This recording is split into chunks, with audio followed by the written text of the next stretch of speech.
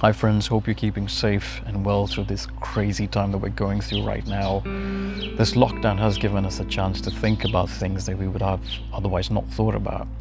And one of those things is how to reduce the amount of waste that we're producing and generating by reusing what we buy. We're all aware of the waste crisis that we've been in for decades now. Mountains and mountains of our garbage and trash littering the land, the oceans, and killing millions of animals in the process. But the bigger problem right now is that the pandemic is generating a huge amount of waste in the form of gowns, gloves, masks every single day, not just from the hospitals but from the general public as well. And just today I read a report about birds dying because of them getting stuck in masks that have been irresponsibly thrown away. So it's incredibly important that at least from our homes we found ways to reduce the amount of waste that we're generating. Now, for most of us, when we throw things in the bin, we don't really think about it. We think that it's going to be processed in the right way. We think about, we are under the assumption that we recycled in the right way as well. But the truth of the matter is, only 7% on average of all the things that we put in the recycle bin actually gets recycled. 7%. Recycling takes energy, it takes money, it takes resources. So a lot of the times it's not even done. On top of that, it leaves our home but ends up in someone else's home. If you think about it, every space on this planet is someone's home. Be it another human being, be it another animal, bird, fish, insect, wherever it is still someone's home. But the images that really get to us is the footage and pictures of whales and dolphins, being found on the beach dead because their stomach and their gut is full of the trash that we've created. They've either died from suffocation or being trapped in it or because of ingestion of all of that rubbish that we've thrown away.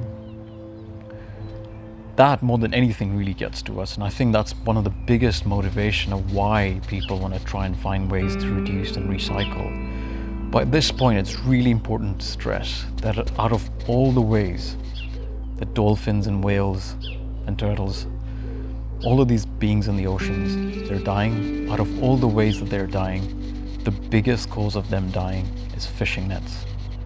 The same fishing nets that are put into the ocean to hunt and kill the fishes that people like to eat, it's the same fishing net that kills them as well, because it does not pick and choose who it hunts and kills. And we have to remember, eating fish is not even necessary. So if our main concern is helping the whales and dolphins, the first thing we need to do is stop eating fishes.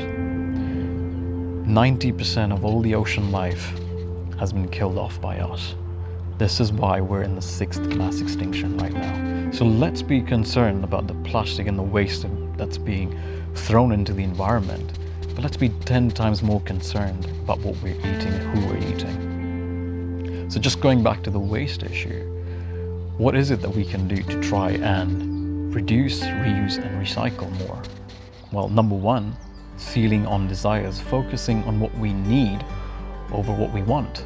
So I'll give you an example, just a small example. I used to love drinking this iced coffee that I used to buy in these Tetra Paks for a very long time. And then about a year or two ago, I decided, look, I don't need this, because I found out that these Tetra Paks don't even get recycled. They just get thrown away into a landfill. I don't need iced coffee. And even if I did, I could try making it at home. But again, it's not something I need. And I'm happy to live without it. That's just one of the many things that we've stopped buying. Secondly, we could try and find things that don't have packaging on them, plastic packaging, containers, wrapping. Farmers markets are really good, a good place to try, but I can totally appreciate that, we're not going to get away from plastic and packaging and containers anytime soon.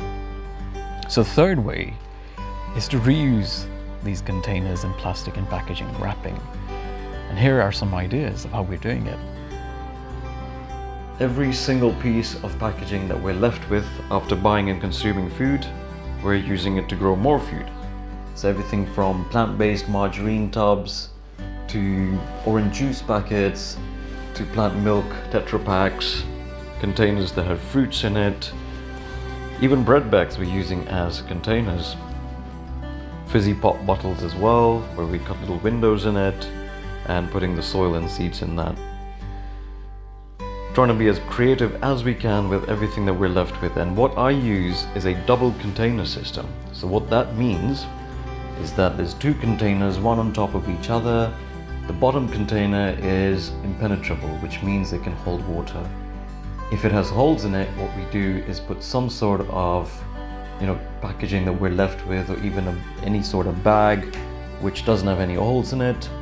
Put a piece of stone in there and fill it up with water, and on top of that is a container with the seedlings in it. And what that does is, anytime there's any period of hot weather, the water from underneath can go up into the compost and help to hydrate the seedlings. And there's no danger of overwatering either, because the top container with the holes in it drains the water through into the bottom one. Another excellent way of reducing the amount of waste that we produce at home is to compost it. Home composting is one of the most environmentally friendly ways to reduce both your garden and your home waste. Plus, it produces something extremely useful that can be used to grow more food. This waste otherwise ends up in a landfill, eventually breaking down into methane, which is 23 times more powerful a greenhouse gas than carbon dioxide. Using this method, you can recycle everything from grass clippings, weeds, vegetable food scraps, black and white newspaper, printed paper, most disease-free yard waste, and even cardboard. We've reduced the amount that we throw away significantly using this method. It is very easy to do, and the internet is full of information on how to do it. These are just some of the ideas we've found really effective, but I'm sure there's a lot of you out there who are doing amazing things, helping to make this world a better place. Share your ideas, share your projects with us, so that we can inspire each other and help each other out. Because for any problem to be solved, we must first recognize it, address it, and then act on it together as quickly as possible before it's too late.